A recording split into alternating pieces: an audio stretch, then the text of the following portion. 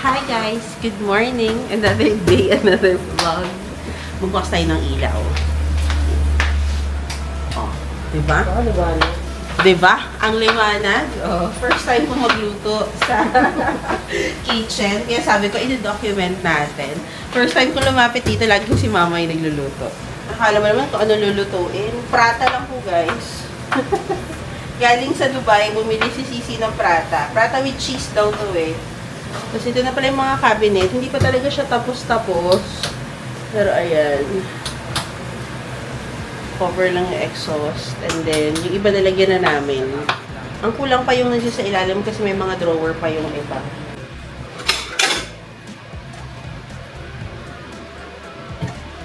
Para ba na-egg? Wait, the egg. Nalagyan ko pala ikan na ito. Dalawang kanin pa ako yun. Okay. Hindi natin yung ulit.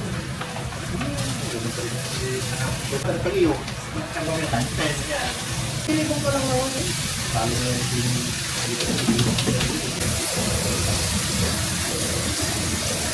Hindi natin 30,000.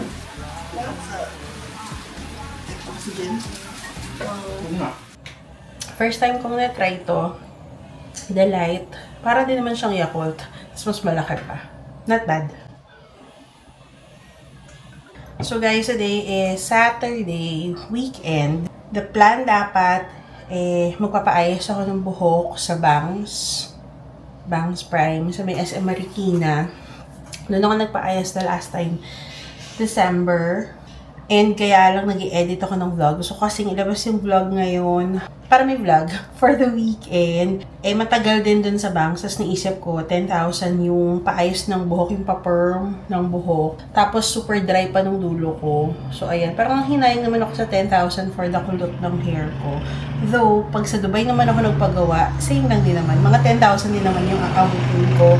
Parang wala lang. Siguro gusto ko munang i-rest na lang yung hair ko. Dahil nga may bleach pa yung dulo ng hair. And then after, hindi na ako magpapa-bleach. Kasi ang nipis-nipis na ng hair ko, tapos ang dry-dry pa ng dulo. So baka magpagupit na lang ako later, tapos magpaayos ng nails. Yun na lang siguro para within the area. Ang layo pa din kasi ng Marikina.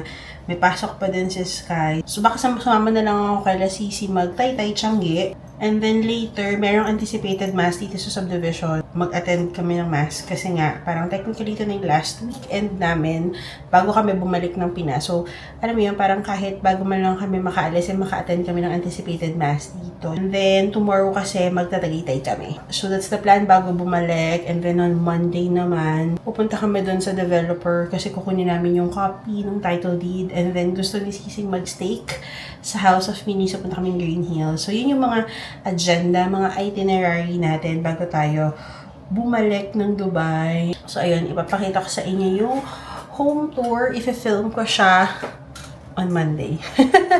Sabi ko kahapon yung last day, pero hindi pala last day kasi meron pang mga final touches. May cleaning pa. So, usually pag mga nagpapagawa ng bahay, kasama yun yung cleaning to make sure na malinis yung bahay. Actually, yung bintana ko nga madumi pa. But, Hi! Pasok kami ni Patrick sa school. 1 o'clock yung pasok niya kaya tanghali. Init. Pero okay na yun kasi... nagdakot siya. Okay na yun kasi minsan pag tanghali siyang nagigising.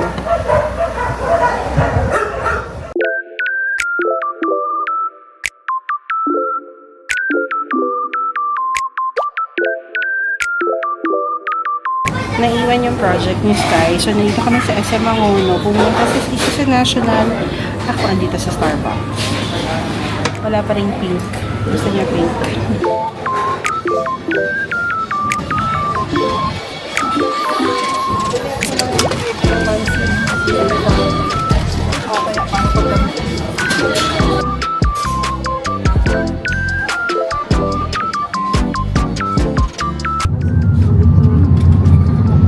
Papunta kami ng Tay-Tay Tiangge.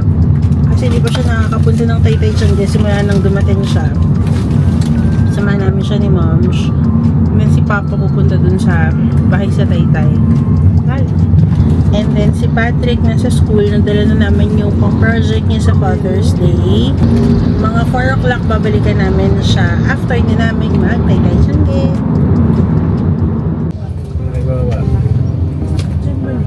bag pay. Dito? Yeah. It is the last Taytay Changi bago kami bumalik sa Dubai. So, we are back. Medyo malayo na kami ngayon kasi from Antipolo na pero Rizal pa din. Kaya let's go! Mag-Taytay Changi tayo!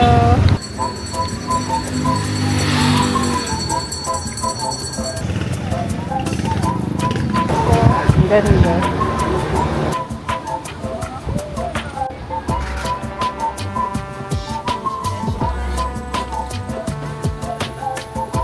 Ayan, binili ko color brown. Ganda. Sabi ko, hindi ako bibili. Pero kasi pag ko-ords, marupok ako eh. Kasi moms, binibili siya ng mga chinelas. Tapos nasa bag, dito tayo sa maswerte. Maswerte!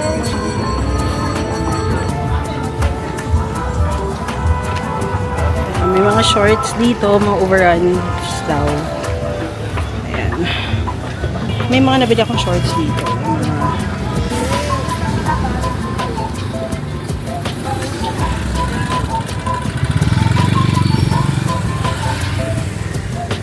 Mom!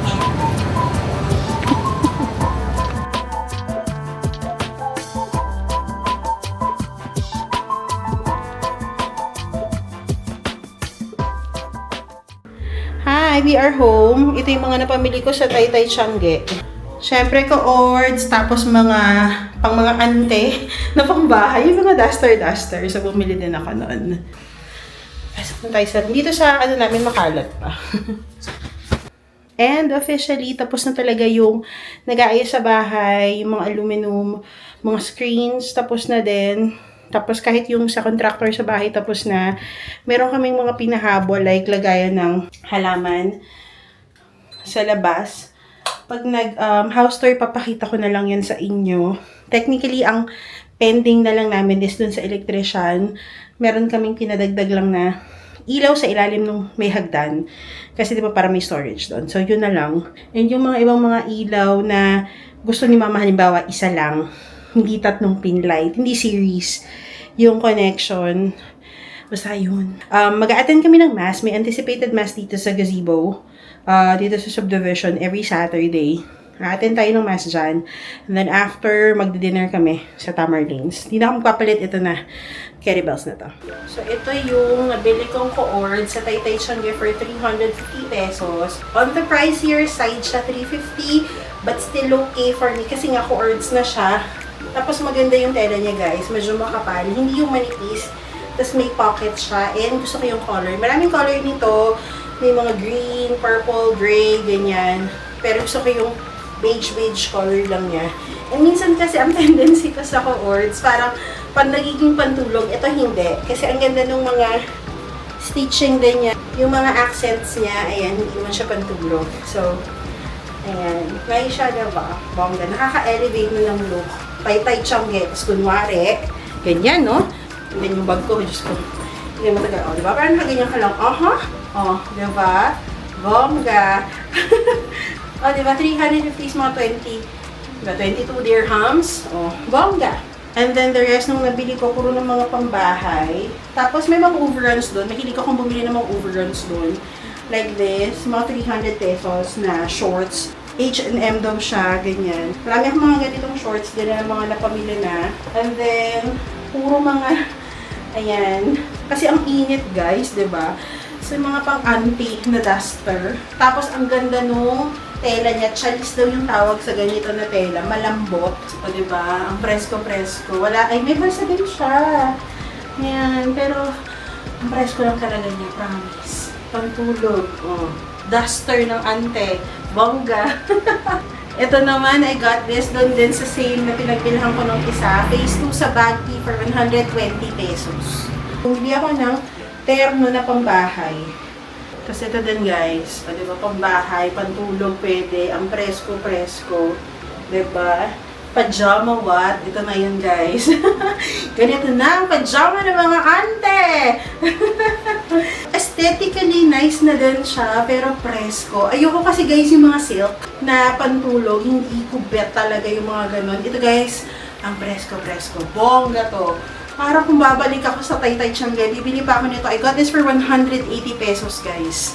And then, bumili ako nito. Ito malaki yung binili ko. Kasi meron ako unang nabiling ganito, medyo maliit, tas nag-shrink. So, ito, diba? Siyempre, gusto mo maluwag. Ayaw mo na masikip. Pambahay. Bongga. So, ayan. Ito, guys, sobrang presko. Ayan, 210 pesos. Wala siyang bulsa, pero ang presko, guys, nung damit niya. May parang init na init ka, pero ayan. Gusto mo lang flowy. Ito yon. Ayan. So, ayan, prepare lang para pagsimula na tayo. Sinta o mga kagulat-gulat ng pagbabago. Nakikita ito sa pagtulog natin sa Diyos, buso rin sa lahat ng dasang pag-ibig at kapayapaan ng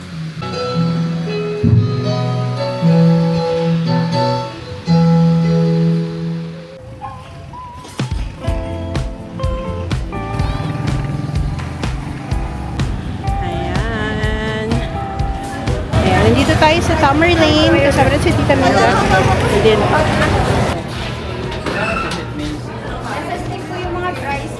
ano pa?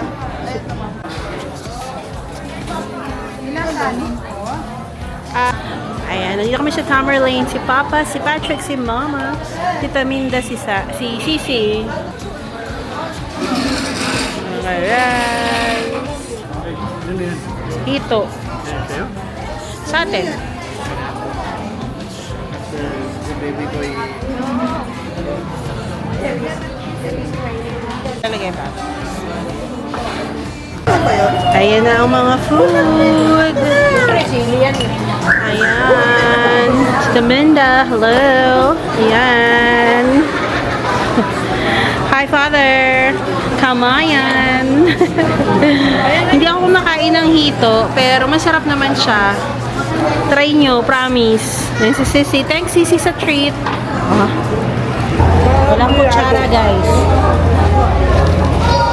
Kamayan talaga.